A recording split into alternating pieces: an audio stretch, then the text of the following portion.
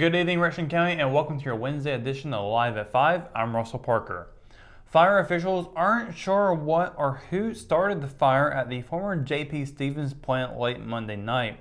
East Rockingham Fire Chief Bill Bayless said the fire appears to have started in the back part of the building that was being used for storage. According to Bayless, there was no electricity where the fire started, so it's believed it was set. Chief State Fire Marshal Brian Taylor came to the scene on Mill Road Tuesday, according to Bayless. The building is owned by the Wright family, and the front part was being used to reprocess plastic, Bayless said. He added that there was no insurance on the building. The tax value of the property is $300,000, but Bayless said, adding in the value of the equipment that was lost, the damage estimate would be closer to $500,000.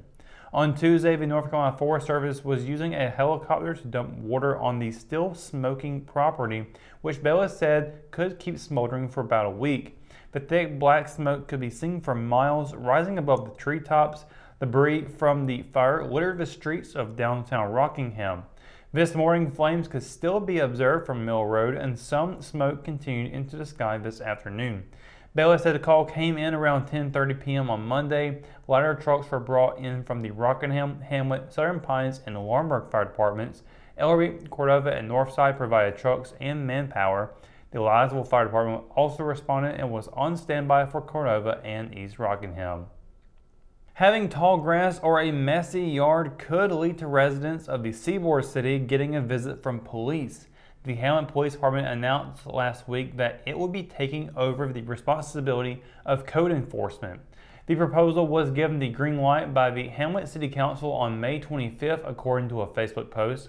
Hamlet City Manager Matthew Christian said he and Chief Dennis Brown had been discussing the change for several months. Christian said code violations are a significant problem in any community and claimed that Hamlet is no exception.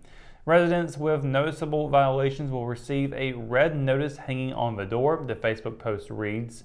The notice will include instructions on improvements required to bring the residents back up to code. For now, neighbors wanting to report a code violation can email or call the department and leaving a message. All notifications can remain anonymous according to the post. The department is also working on a way for violations to be reported online. A man wanted on child abuse charges in another county was caught after being cited for fishing violations. Officers with the North Carolina Wildlife Resources Commission were patrolling along the PD River late Friday when they found 36-year-old Dionzio Estrada Jimenez cast netting below the Blewett Falls Dam, according to Sergeant Kyle Young. Young said Estrada Jimenez had caught white bass and brim with the net, and that cast netting is only allowed for bait fish. Any game fish caught with a net and not by hook and line must be thrown back, he added.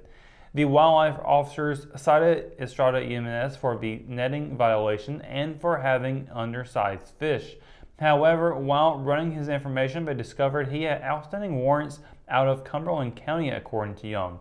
Records show the defendant is charged with 7 counts of intentional child abuse with serious injury, 1 count of misdemeanor child abuse, and 1 count of taking indecent liberties with a child.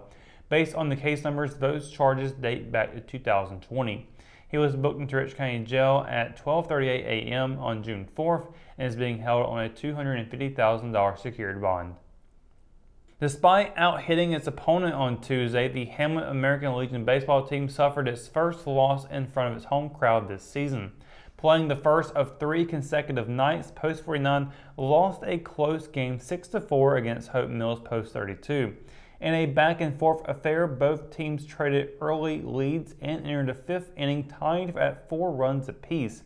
Hope Mills scored 2 runs in the top of the 5th, which proved to be the difference maker.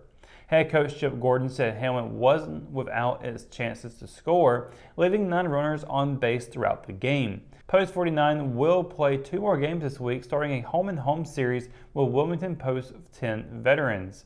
Hamlet will play Post 10 on Wednesday and travel to Wilmington Legion Stadium on Thursday. Both games are scheduled for 7 p.m.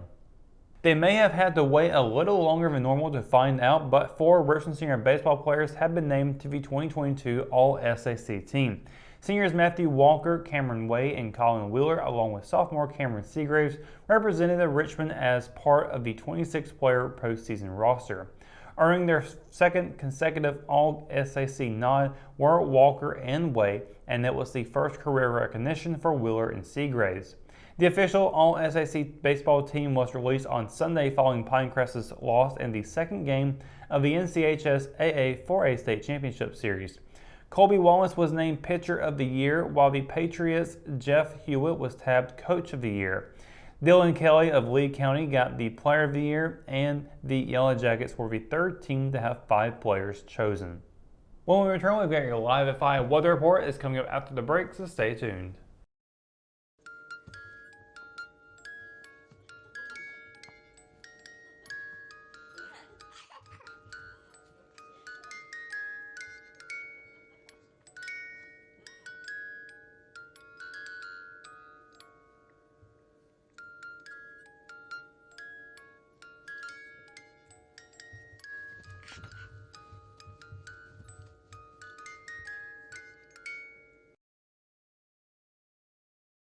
Hometown heroes? Well, maybe. When it comes to backyard comfort and no pesky mosquitoes, call Brown Termite and Pest Control at 910-895-6410 or 910-276-8870. Their team of superheroes can take back control of your paradise. That's 910-895-6410 today. At Richmond County Hospice, we strive to provide high-quality care to our patients and their families. Whether it's the incredible hospitality at the Haven House or from the comfort of your own home, you can count on hospice to be there for you. We also offer monthly grief support groups, and our chaplain will be there to hold your hand in prayer. Through our amazing staff and our volunteers, hospice has made difficult times easier for our community. Call the number on your screen if you feel that you or your loved one may benefit from our services. Richmond County Hospice. Peace, comfort, dignity. McNair Auto Sales is the place to buy your pre-owned car, truck, or van. To be the best, it takes big selection, friendly staff, and great pricing. We guarantee a no-hassle buying experience, and financing is available right on site. So come see us today. We're located at 1026 East Broad Avenue in Rockingham. And remember, with over 40 years of experience, you know McNair is the name you can trust. JC's in Rockingham has you covered for used appliances, parts, trailers, and storage. We have one of the largest selections of reconditioned washers, dryers, and refrigerators in the Sand Hills, and we offer free delivery to residents inside Richmond County. Come check out our variety of trailers for any hauling job and our storage buildings for the things you need out of the weather or house. We also carry parts and accessories for appliances, trailers, truck beds, and can order the things you need. That's JC's on South Hancock Street in Rockingham. And welcome to your Live 5 weather report, Richmond County. Hope your Wednesday is going well and you are staying dry out there. We've had a little bit of a chance of rain falling down earlier this afternoon. Other than that, though, it's been pretty nice and all.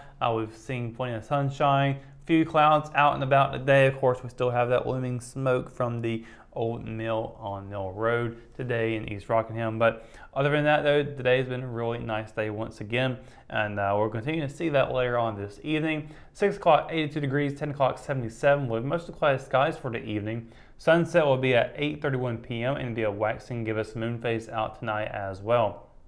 Looking at tomorrow, should be much of what we saw today and yesterday, continuing on that trend of hanging around the high 80s, low 90s for most of the Sand Hills region, and partly cloudy skies to go along with that. High 92, low of 67 for Cumberland County. Hope County will be seeing a high 92 and a low of 66. Robeson County a little bit warmer there, high of 93, low of 68. Scotland County a high of 91 and a low of 66, with Marlboro seeing a high of 92 and a low of 66. Here in Richmond County, a high of 89 and a low of 64. And across the PD in Anderson County, a high of 88 and a low of 64 there. Now looking at the 7-day forecast, we are continuing on with the high 80s for most of this week. And as we get into the weekend, it'll be about the same as well. Thursday, a high of 89 and a low of 64. Friday, partly cloudy skies, continuing on with that, high of 87 and a low of 67. And then on Saturday, we had a 6% chance of thunderstorms from yesterday. That has now dropped down to a 50% chance, high of 84, low of 66. The other half of the weekend looking pretty good, high of 87 and low of 70 with partly cloudy skies. Then on Monday, sunny skies also continue on that trend. On Tuesday will be 90-degree weather. High 93, low 72 on Monday, 95 for the high on Tuesday, and then 73 for the low. And it gets a little bit warmer from there as well on Wednesday with a 100% chance of thunderstorms for that day in the afternoon. High 95, low of 74. So that's going to do it for your Live at 5 weather report and for tonight's edition of Live at 5. For the latest news, sports, and events happening in Richland County, you can always visit richmondobserver.com or download the free RO app for your mobile devices. For the Live at 5 crew, I'm Russell Parker. Thanks for watching, and we'll see you tomorrow. Good night, Richland County.